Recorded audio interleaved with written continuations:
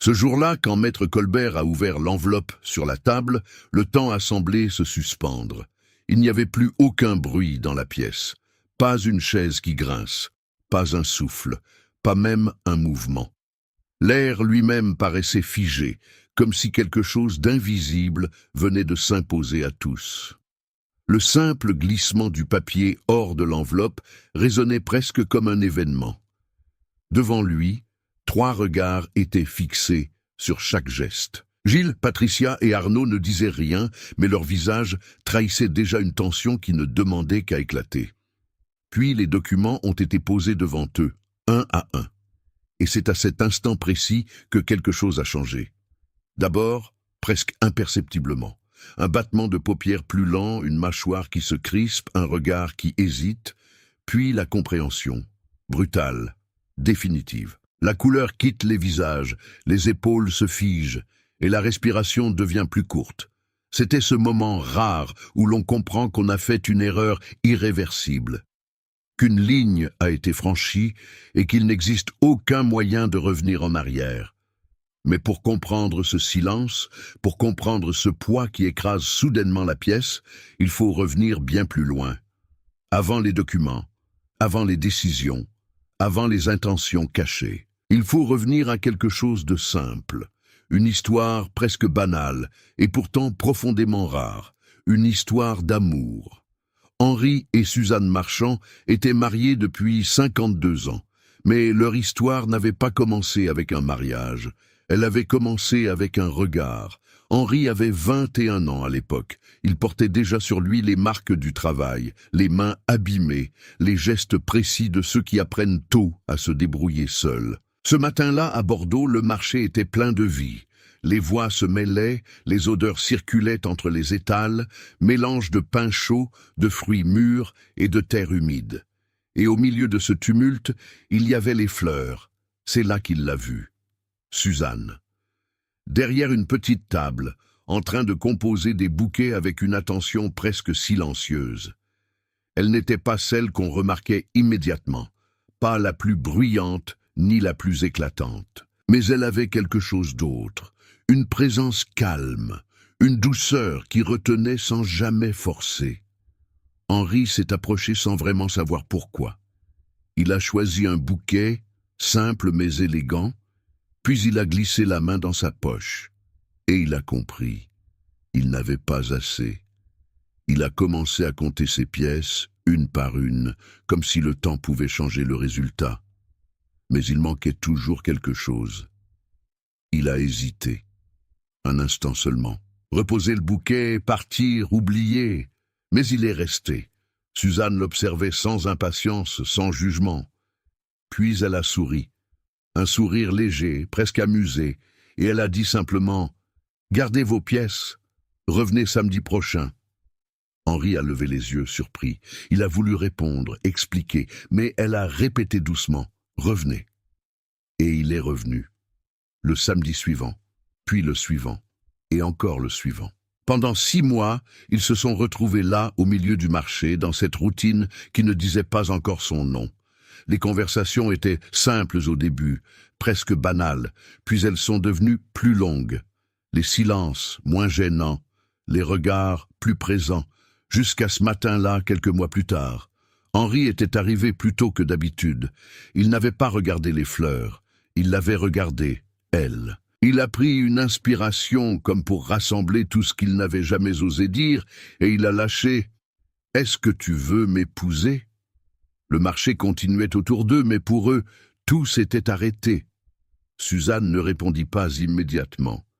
Elle le regarda longtemps, comme si elle cherchait à voir au-delà des mots, au-delà du moment.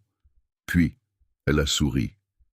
Et dans ce sourire, il y avait déjà une réponse. Ils se sont mariés en 1972 dans une petite église, sans luxe ni apparat.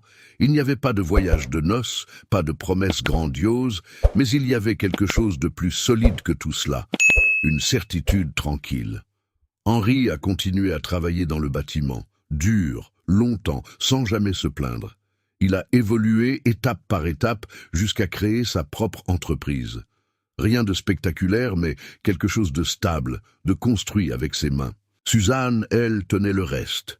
La maison, les comptes, les enfants, tout ce qui ne se voit pas, mais sans quoi rien ne tient. Ils ont acheté une maison à Mérignac, une maison simple mais vivante, avec un jardin, et au fond, un poirier qu'Henri avait planté lui-même. Suzanne avait dit ce jour-là qu'il grandirait avec eux, et c'est exactement ce qui s'est passé.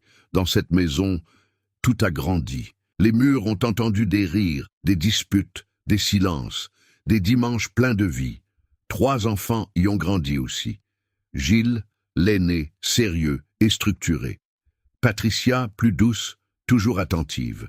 Et Arnaud, le dernier, plus léger, souvent dans l'ombre des autres.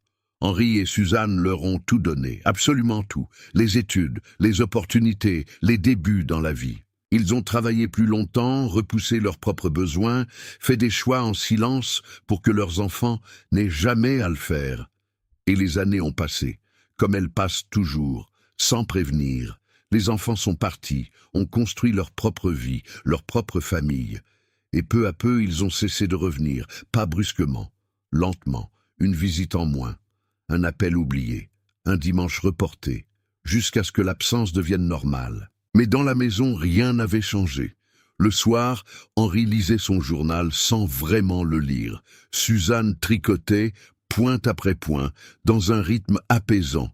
Il ne parlait pas toujours, mais il n'en avait pas besoin. Après 50 ans, les mots deviennent secondaires. Il reste les regards, les gestes, la simple présence. Et cela suffisait, jusqu'à ce soir-là. Un soir calme de printemps. Henri s'est levé sans rien dire et est allé dans son bureau. Il a fermé la porte derrière lui, a ouvert le tiroir du bas et en a sorti une enveloppe. Beige, épaisse, soigneusement fermée. Il l'a tenue quelques secondes dans ses mains, comme si elle contenait bien plus que du papier. Puis il est retourné dans le salon et l'a posée sur les genoux de Suzanne. Elle a levé les yeux, a regardé l'enveloppe, puis lui. « C'est le moment ?» demanda-t-elle, sans inquiétude, sans surprise, juste avec cette lucidité tranquille qui l'avait toujours caractérisée. Henri a pris une légère inspiration et a répondu « Pas encore, mais bientôt ». Elle a hoché la tête, doucement, a passé la main sur l'enveloppe, puis la lui a rendue. « Alors garde-la, je te fais confiance. » Henri l'a reprise avec précaution. Et dans ce geste simple, presque invisible, se cachait déjà tout ce qui allait suivre.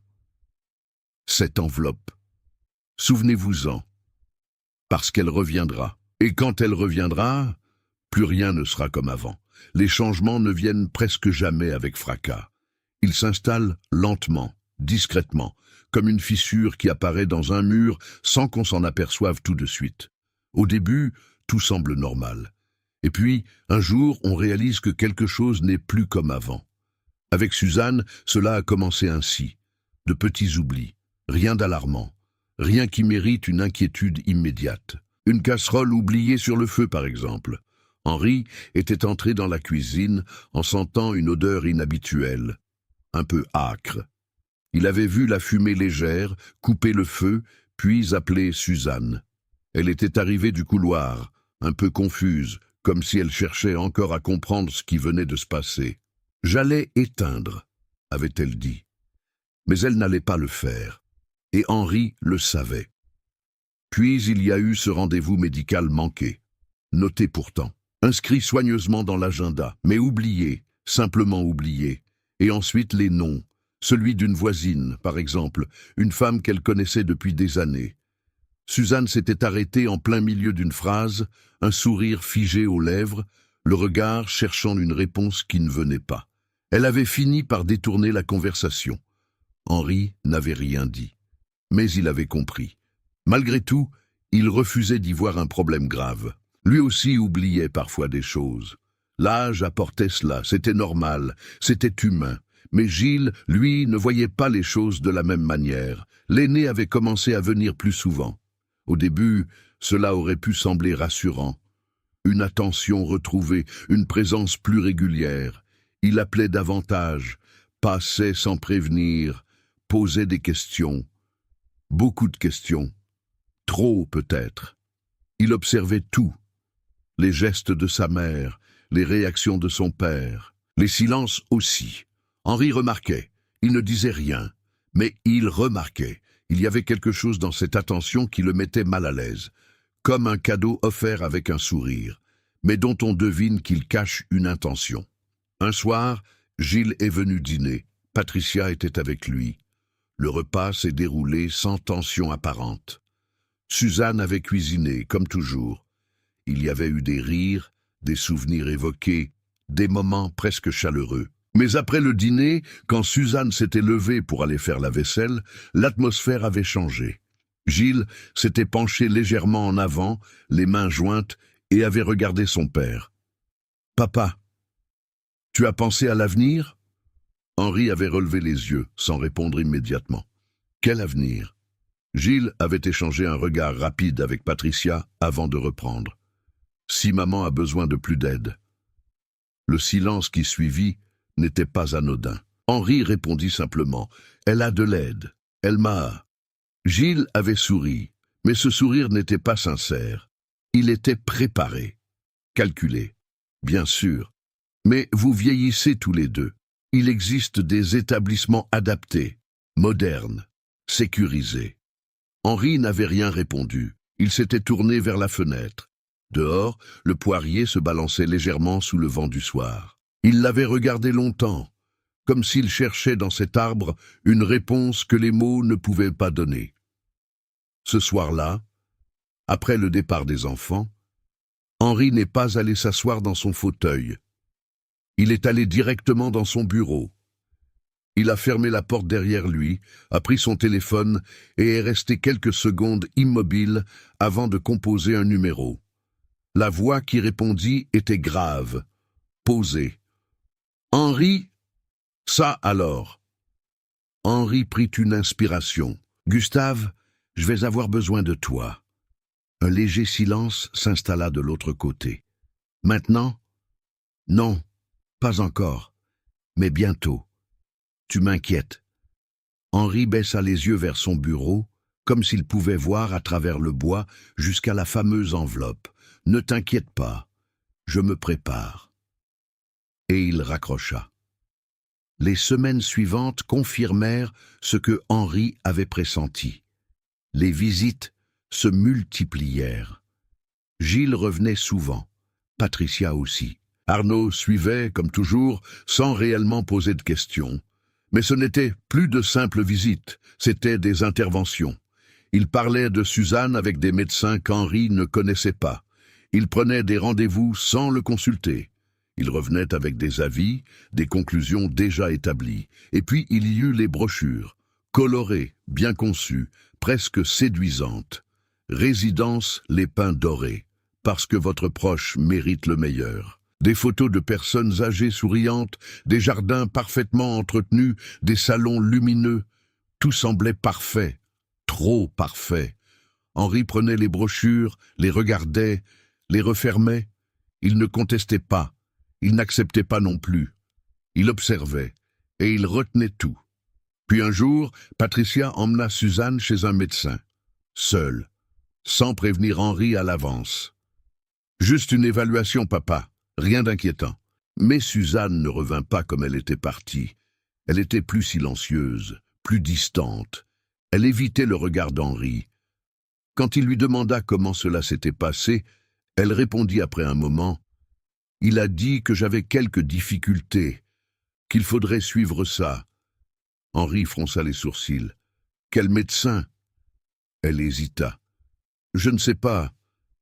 Patricia s'est occupée de tout. » Henri prit sa main, lentement, et la serra. Ce geste, simple en apparence, contenait quelque chose de plus profond, une décision en train de naître. Ce soir-là, il retourna dans son bureau. Il ouvrit la fameuse gavette, sortit l'enveloppe, et cette fois, il ne se contenta pas de la regarder. Il la tint fermement, comme si le moment approchait réellement. « Pas encore, mais bientôt », murmura-t-il. Et puis septembre arriva, sans prévenir, comme une évidence. Un mardi matin, Henri préparait le café. La radio jouait doucement, la maison était encore calme, Suzanne était dans la chambre, et soudain la sonnette. Henri alla ouvrir, et il les vit, tous les trois, Gilles, Patricia, Arnaud. À 8 heures du matin, leurs visages étaient fermés, graves. « Papa, il faut qu'on parle. » Ils entrèrent, s'assirent, et Gilles prit la parole. Il parla de la santé de Suzanne, des évaluations, du médecin.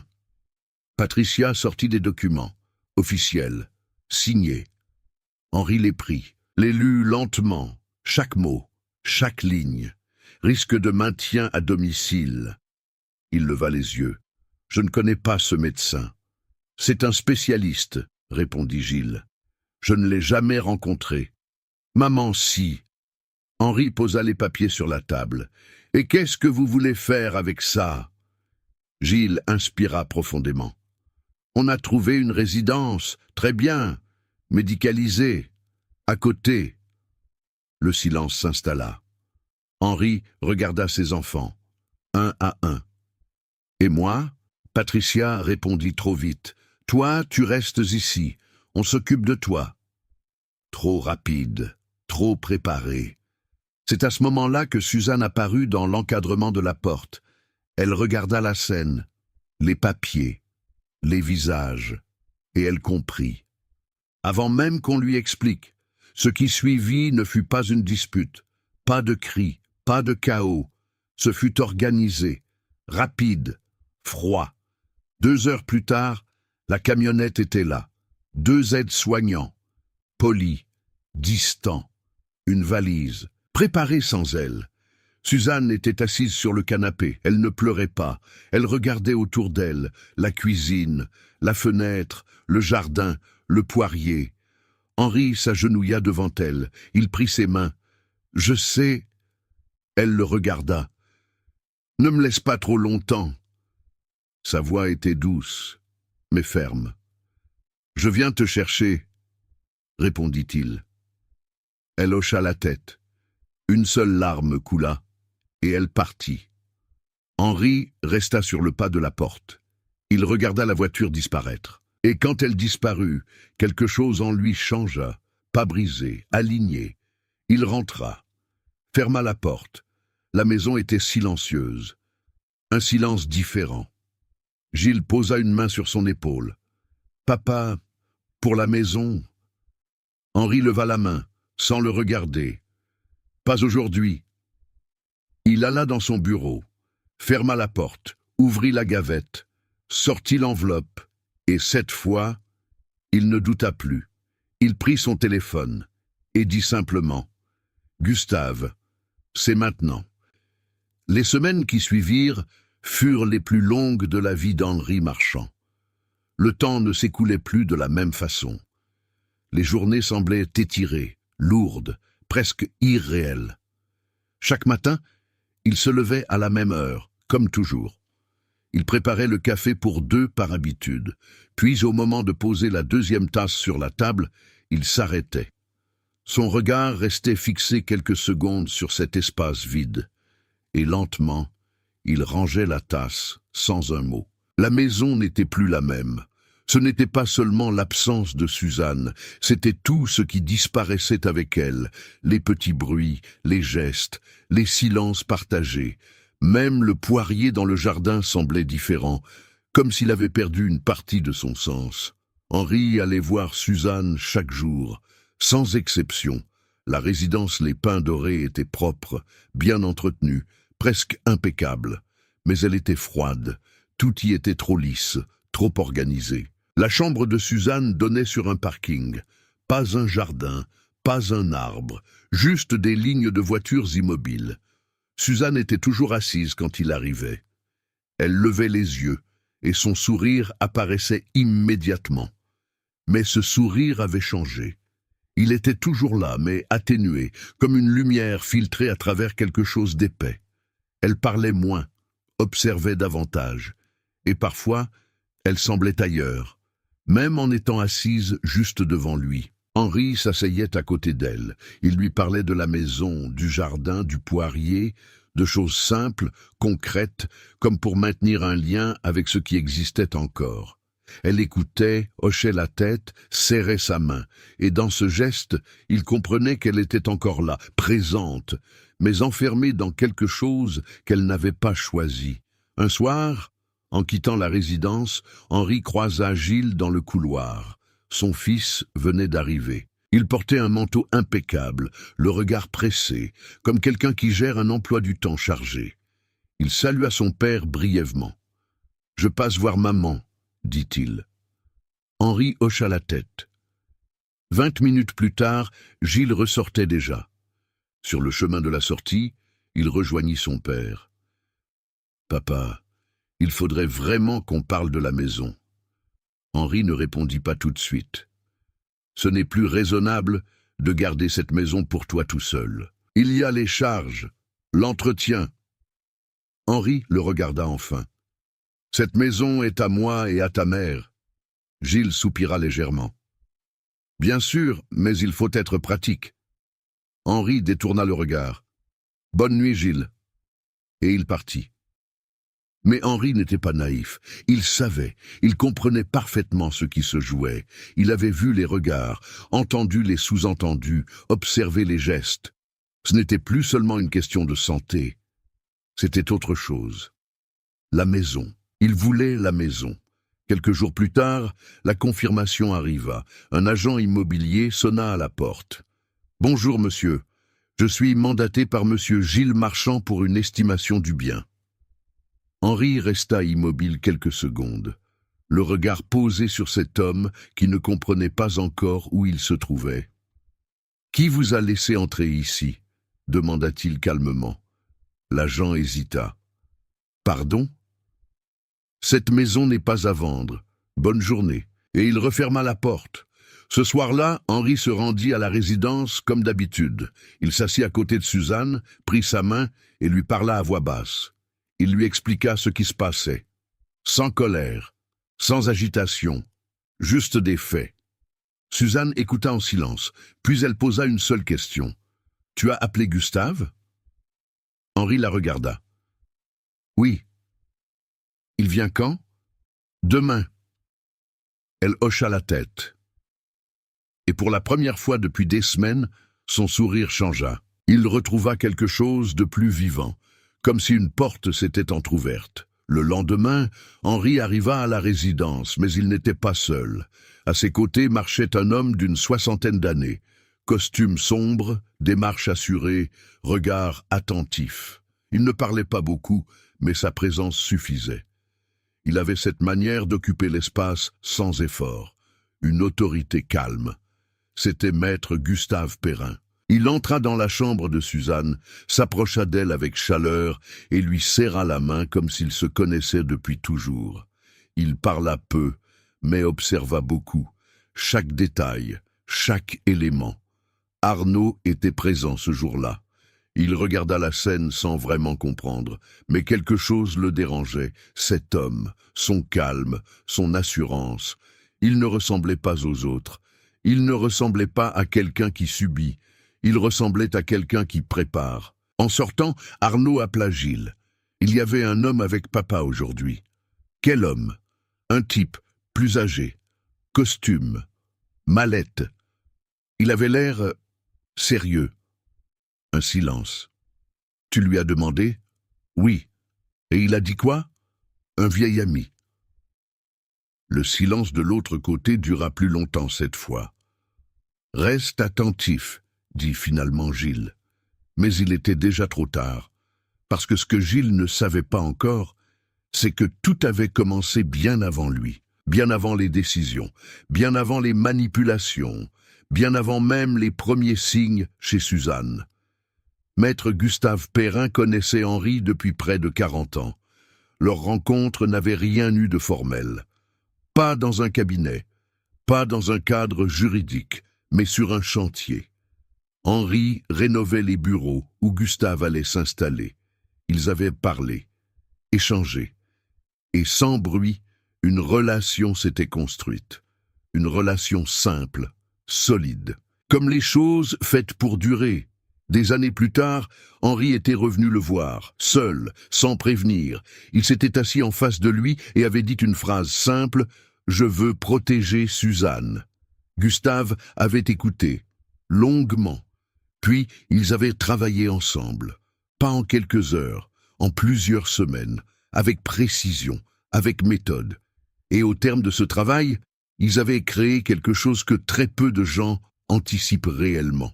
Un mandat de protection future, un document juridique, notarié, solide. Un document qui désignait Gustave comme seul mandataire en cas de vulnérabilité de l'un ou l'autre des époux. Un document qui donnait un pouvoir clair, précis, indiscutable. Et surtout, un document qui empêchait toute décision majeure sans validation. Pas de placement, pas de vente, pas de gestion, sans l'accord légal nécessaire. Tout ce que les enfants avaient commencé à faire était en contradiction directe avec ce document, et Gustave le savait, parfaitement. Pendant plusieurs jours, il travailla avec Henri. Ils rassemblèrent les éléments, les faits, les dates, les preuves, le rapport médical utilisé pour placer Suzanne, incomplet, non contradictoire, établi par un médecin extérieur. Les démarches immobilières, initiées sans mandat légal, l'absence de consentement d'Henri, évidente. Tout était là, tout était attaquable, mais il y avait autre chose.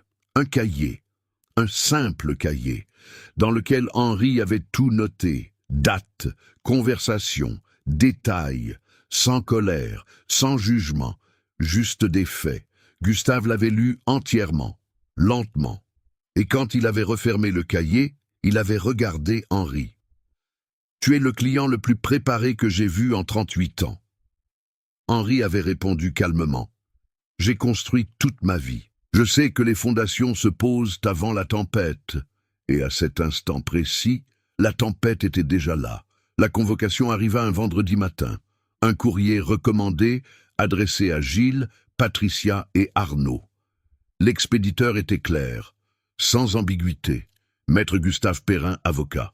Le contenu l'était tout autant. Une réunion était fixée au mardi suivant, dans son cabinet, dans le cadre de l'activation d'un mandat de protection future établi au bénéfice de Henri et Suzanne Marchand. Une date précise, un cadre précis, et surtout une formulation qui ne laissait aucune place à l'interprétation. Gilles lut la lettre une première fois, puis une deuxième. Quelque chose dans le ton le dérangeait. Ce n'était pas une simple demande, c'était une mise en mouvement. Il appela immédiatement Arnaud. Sa voix était plus tendue que d'habitude. « Tu sais ce que c'est, un mandat de protection future ?» Arnaud hésita. « Pas vraiment. » Gilles raccrocha et contacta son propre avocat. Celui-ci prit le temps d'étudier le document. Longtemps, trop longtemps. Et quand il rappela, sa voix n'était plus la même. « Arnaud, ce document est extrêmement solide. Qui est ce Perrin ? » « Un ami de mon père, je crois. » Un silence. « Depuis combien de temps ? » ?»« Je ne sais pas. Longtemps. » L'avocat respira lentement avant de répondre. « Ce mandat date d'il y a 30 ans. Il est notarié. Et surtout, il couvre exactement ce que vous avez fait ces derniers mois. » Le mardi arriva. Le cabinet de maître Perrin était calme, ordonné. Les murs couverts de livres donnaient à la pièce une impression de stabilité presque écrasante. Rien n'y était laissé au hasard. Henri était déjà là, assis, silencieux, à côté de Gustave. En face, Gilles, Patricia et Arnaud, accompagnés de leurs avocats. L'atmosphère n'était pas tendue au sens classique. Elle était lourde. Maître Perrin prit la parole sans élever la voix. Il n'avait pas besoin de le faire. Chaque mot était posé, précis, irréfutable. Il sortit l'enveloppe, la posa sur la table, l'ouvrit et commença. Il expliqua le mandat, son origine, sa validité, sa réactivation récente. Il détailla les droits qu'il conférait, les limites qu'il imposait, les obligations qu'il encadrait. Puis il passa aux faits. Le rapport médical, irrégulier, établi sans procédure contradictoire, par un praticien extérieur. Le placement de Suzanne, effectuées sans le consentement du conjoint, sans validation du mandataire, les démarches immobilières, initiées sans droit, sans accord légal. Chaque point était exposé. Calmement et au fil des explications, les visages changèrent, un à un, comme au début de cette histoire. La compréhension, la vraie, pas celle qu'on repousse, pas celle qu'on minimise, celle qui s'impose. L'avocat de Gilles tenta une intervention.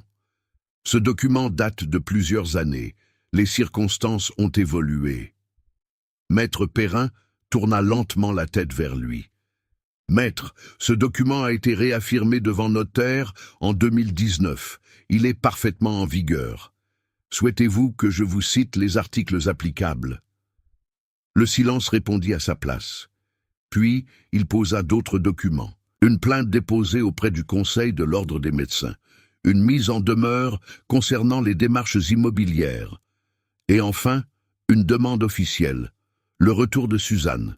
Dans un délai de 15 jours. Sans quoi, une procédure judiciaire serait engagée. Gilles regarda son père. Vraiment, pour la première fois depuis longtemps, il ne vit pas un adversaire. Il vit un homme âgé, fatigué, mais droit.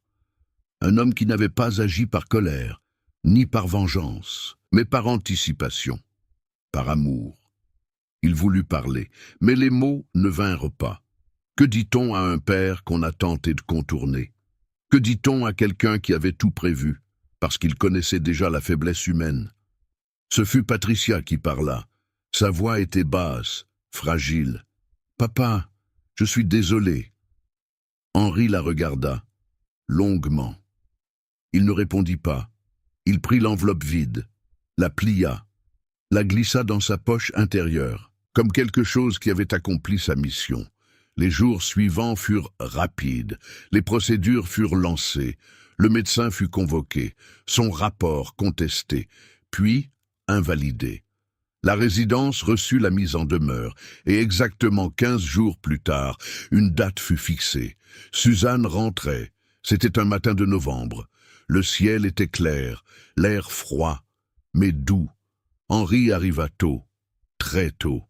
Il portait son plus beau manteau, et dans sa main, un bouquet. Pas un bouquet sophistiqué, des fleurs simples, des fleurs de marché. Quand il entra dans la chambre, Suzanne était prête, assise, calme. Elle leva les yeux et sourit. Ce sourire, celui du début, celui qui n'avait jamais vraiment disparu. Il lui tendit les fleurs. Elle les prit, les sentit. Des fleurs de marché. Henri esquissa un léger sourire. Je me suis souvenu. Elle se leva. Il prit sa valise et sa main. Ils sortirent ensemble. Dans la voiture, Suzanne regardait le monde, les rues, les gens, les arbres, comme si elle redécouvrait tout. Quand ils arrivèrent devant la maison, elle resta immobile quelques secondes. Elle regarda la façade, les volets, le jardin, puis murmura « Elle est pareille ». Henri répondit doucement « Je n'ai rien changé. J'attendais que tu rentres. » Il lui ouvrit la porte. Elle descendit. Ils marchèrent lentement, jusqu'à l'entrée. Henri ouvrit. Suzanne entra. Elle marcha dans le couloir, toucha les murs, les meubles, les souvenirs. Elle arriva dans la cuisine, s'arrêta, regarda par la fenêtre. Le poirier, toujours là, comme eux. Elle resta silencieuse, puis dit simplement « Merci ». Henri s'approcha, se plaça à côté d'elle. Ils regardèrent le jardin, en silence, en paix. Ce n'était pas une victoire, ce n'était pas une revanche, c'était autre chose, quelque chose de plus rare, une promesse tenue, une protection invisible, un amour discret, celui qui ne parle pas, mais qui agit. Henri et Suzanne Marchand n'étaient pas des gens extraordinaires, mais ils avaient aimé d'une manière qu'il était, et parfois, c'est tout ce qui compte.